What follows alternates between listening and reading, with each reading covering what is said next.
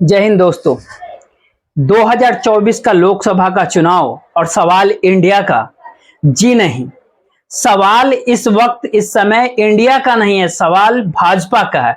और यह सवाल मोदी और शाह की चुनावी विषाक्त बिछाने की है, उनकी तौर तरीकों को लेकर के है। भाजपा के भीतर से उठते हुए जो सवाल है, दिल्ली की सत्ता को जो परेशान कर रही है, या दिल्ली की सत्ता जो अपने तरीके से खुले तौर पर यह दावा करते हुए आगे बढ़ रहे हैं कि चुनाव तो हम ही जिता सकते हैं, तो पूरी बिसात हमारी होनी चाहिए। राज्य दर राज्य यह परेशानी विधायकों के साथ है, और खास तौर पे 3 राज्य जहां पर यह लगने लगा है कि कहीं भाजपा का पूरे तरीके से बोरिया बिस्तर सिमट ना जाए, तब वहां पर विधायक क्या सोच रहे हैं। अगर विधायकों का बोरिया बिस्तर सिमट जाएगा तो फिर वहां के सांसदों की स्थिति क्या वाकई मोदी चेहरे के आसरे चुनावी जीत दिला पाएगी। यह सवाल 3 राज्यों का है, और उसके बाद का सवाल समूचे भारतवर्ष का होगा। और उससे भी कहीं आगे की सवाल उन कद्दावर नेताओं का भी है जिनकी अपनी राजनीतिक जमीन अपने राज्य में है और जिनकी पहचान राष्ट्रीय स्तर पर है, लेकिन वह हाशिए पर धकेल दिए गए। और इन सब पर पैनी निगाह अगर इस दौर में मोदी और शाह की है तो कहीं ना कहीं आरएसएस की भी है। तो इस अंत विरोध को कहे या इस दौर में कहीं चेक एंड बैलेंस बनाने की खोज में निकल पड़ी है भाजपा सरकार, इसे मान लिया जाए। चलिए इस चीज को ऐसे समझते हैं, एक एक कर को आगे सामने बात आपके सामने रख रहे हैं। इस दौर में याद कीजिए, पहली बार जब संघ के संचालक मोहन भागवत ने पहली बार राष्ट्रीय स्वयंसेवक संघ के संचालक जैसा ही इस बात का जिक्र किया कि इंडिया नहीं कहना चाहिए, भारत को अपना लेना चाहिए, हर जगह भारत ही लिखा होना चाहिए। ऐसा नहीं है कि पहली बार आरएसएस के संघ संचालक भारत का जिक्र किया हो। आरएसएस तो हमेशा से ही भारत शब्द को लेकर के चलती रही है। गुरु गोलवलकर की किताब को अगर आप देखिएगा तो उसमें सिर्फ और सिर्फ भारत ही नजर आएगा, और यह सिलसिला तमाम संचालक के दौर में रहा है। लेकिन इस दौर में ऐसा क्या हुआ कि संघ संचालक भारत शब्द कहा और भारत सरकार ने उसे एक क्षण में उसे अपना लिया, और उसके बाद प्रेसिडेंट ऑफ भारत भी हो गए और प्राइम मिनिस्टर ऑफ भारत भी हो गए। तो क्या यह सब कुछ यूं ही माना जा रहा है, या इसके भीतर कोई नई संकेत है? यह संकेत कहीं पर बीजेपी और सरकार के सबसे कद्दावर नेता और मंत्री के तौर पर नितिन गडकरी के जरिए संकेत के भाषा में तो कहीं बाहर नहीं निकल रहे। यह आवाज कहीं वसुंधरा राजे सिंधिया को हाशिए पे ढकेलकर बिना चेहरे राजस्थान में उतरने की जो सोच इस दौर में दिल्ली की विषाक्त ने बिछाई है, वहां से कहीं उभर तो नहीं रही है। यह सोच इस दौर में राजस्थान के भीतर भी, याद कीजिए कैलाश जो कद्दावर नेता हैं अपने तौर पर, बीजेपी के विधायक भी हैं, उन्होंने निशाना किस पर साधा? उन्होंने निशाना सीधे तौर पर अर्जुन राम मेघवाल पर साधा, जो कि इस दौर में सही मायने में सबसे प्यारे नेता के तौर पर प्रधानमंत्री मोदी के कैबिनेट में है, जिनको इस दौर में कानून मंत्री बनाया गया। और मोहन भागवत ने एक साथ जैसा ही जिक्र किया भारत का, सरकार ने मान लिया। बात इससे भी आगे बढ़िए तो सवाल है कि राजस्थान, मध्य प्रदेश, छत्तीसगढ़ और तेलंगाना 4 राज्यों में चुनाव होने वाले हैं, और इन 4 राज्यों की बागडोर या इसको जो टीम जो संभाल रही है, वहां के क्षेत्रीय नेताओं की कोई हैसियत नहीं है। यहां तक कि खुले तौर पर बांट दिया गया दिल्ली की नेताओं के जरिए और दिल्ली में जुटे मंत्री या सांसदों के जरिए कि कौन किस राज्य को कैसे संभालेगा। और यही वह परिस्थिति है जिसमें पहली सूची जो जारी की गई है मध्य प्रदेश की, उन 40 सदस्यों की, जिसमें से 10 सीटों पर बगावत शुरू हो गई है। अलग अलग तरीके से अलग अलग लोग अपनी बातों को कहना चाह रहे हैं। यह अलग बात है कि इस दौर में चीजें दब जा रही है, लेकिन जैसे जैसे ये बात बड़ी होती जा रही है कि चुनाव क्या वाकई दिल्ली की विशाख पर कोई प्यादा बनाकर और चेहरा प्रधानमंत्री मोदी के आसरे जीत मिल जाएगी, अगर नहीं मिली तब क्या होगा, जिम्मेदारी कौन लेगा? क्योंकि समूचे बिसात 7 राज्यों के 4 राज्यों के विधानसभा चुनाव कि 2024 के लोकसभा चुनाव को ध्यान में रखते हुए बनाया जाना चाहिए। ऐसे सामान्य तौर पे होता नहीं है, लेकिन हो रहा है। और ध्यान दीजिए राजस्थान का चेहरा कौन है इस दौर में? राजस्थान का चेहरा प्रधानमंत्री नरेंद्र मोदी है। मध्य प्रदेश का चेहरा कौन है? देश के गृह मंत्री अमित शाह हैं। छत्तीसगढ़ का चेहरा कौन है? भाजपा के अध्यक्ष जेपी नड्डा है। और तेलंगाना का चेहरा कौन है? तो वहां दिल संतोष है जो संगठन संभालते। यानी ध्यान से देखिएगा तो सिर्फ इन 4 नेताओं के इर्द गिर्द और इन 4 नेताओं के पसंदीदा नेताओं के इर्द गिर्द ही समूचे भाजपा और समूची रणनीति आकर के सिमट गई है। और शायद इसीलिए एक एक परिस्थिति को अगर आप पलटना शुरू कीजिएगा और परखना शुरू कीजिएगा तो हो सकता है कि गडकरी के बयान को आपको ऐसा महसूस हो, ऐसा कोई कैसे कह सकता है, या फिर वसुंधरा राजे के साथ किसी कांग्रेसी नेता का मुलाकात हो जाए। मुलाकात तो कई मौकों पर कई नेताओं की होती है, लेकिन उसके बाद तस्वीर खींची जाए, सेल्फी ली जाए और उसको सोशल मीडिया में डाल दी जाए। वह नेता कांग्रेस का है, दूसरी तरफ वसुंधरा राजे। क्या मैसेज देने की स्थिति आ गई है कि रुदम तो मध्य प्रदेश के भीतर सुमित्रा महाजन और उमा भारती के जरिए भी सुनाई देने लगी है। वहां कोई पूछता ही नहीं है उन्हें। तो क्या राजनीति बीजेपी के भीतर इतनी तीखी है कि इंडिया कौन देखे, इंडिया क्यों देखा जाए? क्योंकि सही मायने में भाजपा के भीतर सुर अगर बगावत के नहीं है तो यह सुगबुगाहट आने वाले समय को लेकर जरूर है। आप चूके नहीं कि हल्ला हो जाएगा। और सवाल यह है कि क्या वाकई इन 3 राज्यों में अगर भाजपा को हार मिलती है तो क्या 24 को नरेंद्र मोदी अपने चेहरे के आसरे चुनाव मैदान में कूदने की परिस्थितियां बना भी पाएंगे या स्थिति उलट हो जाएगी? क्योंकि सामान्य तौर पे इस तरीके से कोई बात निकलती नहीं है। और इस दौर में अगर निकली है तो एक एक हिस्सों को अगर आप परखे तो महाराष्ट्र के भीतर और उनके भीतर नागपुर और हिदर के वहां की जो नितिन गडकरी की लोकप्रियता जो है वो काफी जबरदस्त है। लेकिन पहली बार नितिन गडकरी की लोकप्रियता ने नागपुर में इस बात को लेकर कम है क्योंकि वो सड़कें कितनी बना रही है, या महाराष्ट्र में उन्होंने मंत्री बने थे तो कितने पुल बना दिए थे। सवाल यह है कि अगर पुल भी बीजेपी या भाजपा के चुनाव देते हुए नरेंद्र मोदी को चुनाव खड़ा हो सकता है तो वो नितिन गडकरी। कांग्रेस और इंडिया के भीतर से जो खड़ा नहीं हो पाया वो नितिन गडकरी ने किया। यह लोकप्रियता नागपुर के भीतर है नितिन गडकरी का। और उसी नागपुर से देवेंद्र फडणवीस निकल करके आते हैं। लेकिन देवेंद्र फडणवीस अगर सांसद का चुनाव लड़ जाए तो क्या वह हार जाएंगे?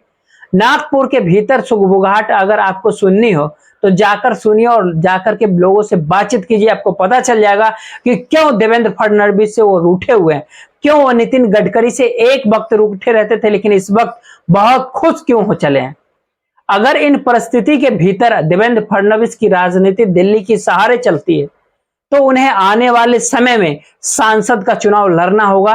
तो वो कॉन्स्टिट्यूएंसी कौन सी होगी? नागपुर की होगी या फिर नितिन गडकरी का कॉन्स्टिट्यूएंसी कौन सा होगा? क्या नागपुर से कोई हट के उन्हें कोई दूसरा सीट पे भेजा जाएगा? दरअसल यह चर्चा और बहस सिर्फ नागपुर में अगर चल रही है तो इसका साफ है मतलब कि वहां पर कहीं ना कहीं आरएसएस भी जुड़ जाता है। क्योंकि नागपुर की गलियों के भीतर और खास तौर पे पुरानी नागपुर में जो माहौल का इलाका है, जो एतबारी का इलाका, जो गांधीवाद का इलाका है, उन इलाकों में जब आप घूमिएगा तो हर घर आरएसएस का है, समूचे परिवार आरएसएस से जुड़ा हुआ रहता है। और उनकी भाग्यदारी इस दौर में इस राजनीतिक को देख रही है कि 2024 के लोकसभा का जो कदम बढ़ रहा है उसमें भाजपा के किसी भी नेता को कोई हैसियत नहीं है। वो महाराष्ट्र का या मुंबई का नेता हो या किसी और प्रांत का नेता हो, हैसियत सिर्फ 2-3 नेताओं की है और उनके इर्द गिर्द बनी उस चौकड़ी की है जिसके जरिए तमाम राजनीतिक क्षेत्र को संभाला जा रहा है और इसी के आसरे 2024 की दिशा में आगे बढ़ना है।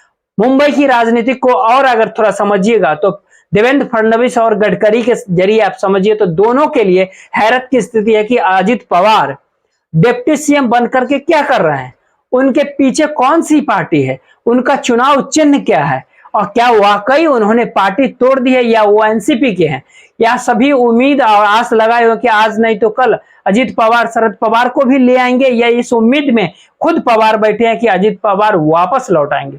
लेकिन वो डिप्टी सीएम तमाम दस्तावेज सरकार को देख रहे हैं किस तरीके से राज्य के भीतर राजनीतिक चल रही है और कैसे करप्शन भी चल रहा है, इसको भी वो नजदीक से देखते हैं। और उन पर खुद पर जो मनी लॉन्ड्रिंग का चार्ज था उसको हटा दिया ईडी ने, उसे साइडलाइन कर दिया गया, सब कुछ उनकी आंखों के सामने है, तो कल उनका कोई भी राजनीतिक कदम महाराष्ट्र के भीतर की राजनीतिक में क्या असर डालेगी, उससे कहीं ज्यादा जो कद्दावर नेता जिन्होंने लंबी राजनीति की, उनके भीतर पहली बार सवाल है कि आने वाले समय में उनकी राजनीति रुकेगी, ठहरेगी, निपट जाएगी, होगा क्या आगे।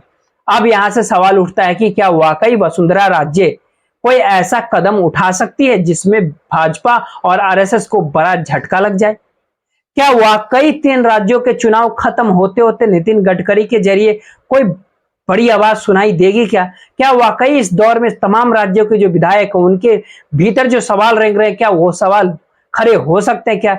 या दिल्ली के भीतर ही कोई ऐसी परिस्थिति क्या वाकई बन सकती है क्या, जिसमें ऐसा लगने लगे कि इंडिया का सवाल नहीं है, बीजेपी को सत्ता में बने रहना है, इसीलिए बीजेपी को एकजुट होना है। और एकजुट करने के लिए कौन से नेता चाहिए, क्योंकि मौजूदा वक्त में अगर हालात अब देखिएगा, आवाज जब उठ रही है तो हैरान परेशान करने वाली है। नितिन गडकरी सामान्य तौर पर कुछ भी कहते हैं, लेकिन इस बार उन्होंने जो कुछ भी कहा वो बहुत सागोई के साथ कहा, क्योंकि रोरो को नहीं मिल रही घोरों को घास, तो गधे खा रहे हैं च्यवनप्राश। मुहावरे इस रूप में खत्म हो जाता तो भी वो ठीक था, लेकिन उसके बाद कहते हैं समझने वाले समझ गए, जो समझदार हैं वो समझ गए। अगर वो निशाना राजस्थान की जमीन से गहलोत पर लगा रहे हैं तो गहलोत शब्द लेने में उन्हें परहेज होना नहीं चाहिए था, क्योंकि राजनीतिक तौर पे वो विपक्ष के नेता और उन्हें हराने ही उतरे हैं भाजपा के नेता और तमाम नेता। तो समझदारी का जिक्र करके समझदारों को समझाने की दृष्टि से इस बात को कहते हुए नितिन गडकरी की गधों को च्यवनप्राश खाने के लिए मिल रहा और गोरों को घास भी नहीं मिल रहा, तो यहां पर 2-3 बातें और साफ होती है। क्या भाजपा के भीतर तमाम सांसदों को यह लगने लगा है कि आने वाले वक्त में, आने वाले समय में उनकी राजनीतिक जमीन कहीं भी अगर बची है तो वह खत्म हो जाएगी, या फिर उनको टिकट नहीं मिलेगा तो उनको अपनी राजनीति खत्म हो जाएगी, या फिर मोदी शाह की बिसात पर अगर वो प्यादा बने रहते हैं तो चल सकते हैं, अन्यथा नहीं चल सकते? क्या यह एहसास हो गया है, खास तौर पे उन राज्यों में जहां पर चुनाव होने, जहां के विधायक इस दौर में उठे हुए हैं? तो आइए उस पन्ने को जरा खोलते हैं कि जहां सब कुछ दिल्ली की निगरानी में हो, इसको दिल्ली की सत्ता मान चुकी है, रिमोट से राज्य चलने चाहिए, इसका संदेश वो दे चुके हैं। बिसात दिल्ली की ही होगी, प्यादे प्रदेश के तमाम नेता होंगे, या खुले तौर पे कहने से वह कभी कतराती नहीं है, क्योंकि चुनाव में जो 2 चीजें महत्वपूर्ण है, पैसा, और पैसा दिल्ली से आएगी। आप लोग कंगाल हैं, आपके पास पैसा नहीं है, तो आप कैसे चीजों को तय करेंगे? दूसरी बात, जब टिकट भी दिल्ली ही तय करेगी तो उसमें आपकी कौन सी हैसियत है, किस हैसियत से आप कहेंगे?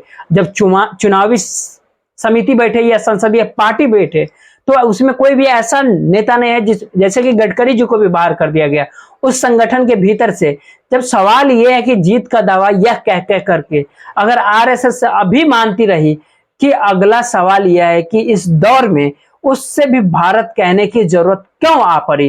क्या कहा गया कि आज भारत कह दीजिए और हम आपकी बातों को रखेंगे, या कह दिया गया तो करना पड़ा, क्योंकि नहीं करते तो संघ मैसेज दे रहा था कि हम जिस दिशा में चाहते हैं कि गवर्नेंस हो उस दिशा में तो आपकी गवर्नेंस चलती नहीं है? तो क्या यह टकराव की परिस्थिति बनती, या फिर बीजेपी के भीतर जो पुराने नेता हैं जिनके ताल्लुकात आरएसएस से पुराने वक्त में रहे हैं, अगर वह इस समय रूठ रहे हैं और तमाम राज्यों के भीतर 3-4 लोगों की नियुक्ति करके दिल्ली अपने तरीके से राज्यों को चलाना चाहती है, तो क्या यह एक नई परिस्थिति भाजपा के भीतर बनकर तैयार हो रही है और दिल्ली की भी हाथ पांव फूलने लगी है?